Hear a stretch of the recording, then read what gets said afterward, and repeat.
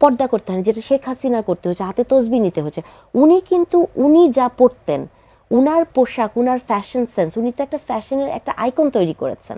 তাদের ব্যক্তিগত জীবনে আমরা যখন দেখি আমাদের মতো সাধারণ, কিন্তু ভোট চাইতে গেলেই কেন যেন মানুষ ওই হিজাবে ঢেকে যায়। যারা ইসলামিক দলগুলো মা এবং বোন বলেন, মা বোনকে সম্মান দেন, ওনারা কি এটা জানেন যে ইসলামে পাতানো মা, পাতানো বোন, পাতানো ভাই কমপ্লিটলি ফরবিডেন। টিআইবি বেশ কিছু আসলে প্রতিবেদন তারা তৈরি করেছে। সেখানে একটি বিষয় ছিল যে ধর্মভিত্তিক রাজনীতির প্রভাবে সাংস্কৃতিক বৈচিত্র্য এবং নারীর অংশগ্রহণ হুমকির মুখে পড়ছে।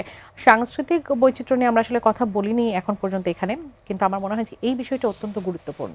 আপনার কাছে কি মনে হয় প্রতিবেদন? হ্যাঁ, অফকোর্স আমি তো এটা মনে করি যে হুমকির মুখে তো পার্টিকুলার কিছু রাজনৈতিক দলের কথাবার্তা বা তাদের ইশতিহার বলেন বা তাদের যে ধরনের বাক্যবান, সেটা তো আসলেই সাংস্কৃতিক বিষয়টা তো হুমকির মুখে। যেমন মেয়েরা মেয়েদের সামনে নাচবে, এবং জামাতে ইসলামীর একজন নারী নেত্রী উনি একটি জায়গায় বলেছেন যে যেটি আমাদের পরে করার কথা এটা আমরা আগে বলে দিয়েছি।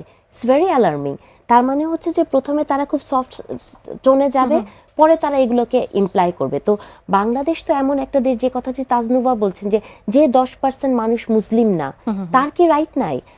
তাকে নিয়েও তো ইশতেহারে ভাবতে হবে, তাই না? তো এটা তো একটা, আপনি খুব ইন্টারেস্টিং একটা কথা তাজনুভার সাথে বলছিলেন যে রাজনীতিতে নারী যখন আসে এবং ধর্মের জায়গাটা আপনি দেখেন। আমি একটা কথা সব জায়গাতে বলি যে বেগম খালেদা জিয়া, উনাকে কিন্তু ইলেকশন চাওয়ার জন্য কিন্তু পর্দা করতে হয় না, যেটা শেখ হাসিনার করতে হচ্ছে, হাতে তসবি নিতে হচ্ছে। উনি যা পড়তেন, উনার পোশাক, উনার ফ্যাশন সেন্স, উনি তো একটা ফ্যাশনের একটা আইকন তৈরি করেছেন, উনার একটা নিজস্ব আইকন আছে।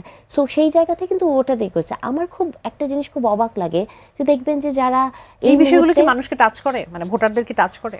কিছু করে, ধরেন প্রত্যন্ত অঞ্চলে আপনি দেখবেন যে যারা বাবার জন্য হয়তো ক্যাম্পেইন করছে, স্বামীর জন্য করছেন, তাদের ব্যক্তিগত জীবনে আমরা যখন দেখি আমাদের মতো সাধারণ, কিন্তু ভোট চাইতে গেলেই কেন যেন মানুষ ওই হিজাবে ঢেকে যায়। আমি হিজাবকে খারাপ বলছি না, কিন্তু আমি বলছি যে এটা আমার কাছে এক ধরনের হিপোক্রেসি মনে হয়, যেটি আপনি ব্যক্তিগত জীবনে চর্চা করেন না, শুধুমাত্র ইলেকশনে ভোট পাওয়ার জন্য আপনি এটা করেন।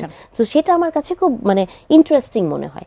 দেখেন, কিছু কথা আমার মনে হয় যে এখানে আরেকটু আমি বলে নেই, যেটা আপনার হয়তো সময় খুব কম, যে কথাটি ওই যে প্রথমে শুরু করেছিলাম, এটা আমার একটু ক্ল্যারিফাই করা দরকার যে মা এবং বোন, যেটা বললাম যে এটা জেন্ডার পলিটিক্স আর ল্যাঙ্গুয়েজ হতে পারে না। যারা ইসলামিক দলগুলো মা এবং বোন বলেন, মা বোনকে সম্মান দেন, ওনারা কি এটা জানেন যে ইসলামে পাতানো মা, পাতানো বোন, পাতানো ভাই কমপ্লিটলি ফরবিডেন। আপনি ইসলামে কখনোই মা বোন বানাতে পারবেন না। আপনার নিজের মা আপনার নিজের মা, আপনার নিজের বোন আপনার নিজের বোন। সো মাহরামে একটা খুবই ইম্পর্টেন্ট ইস্যু।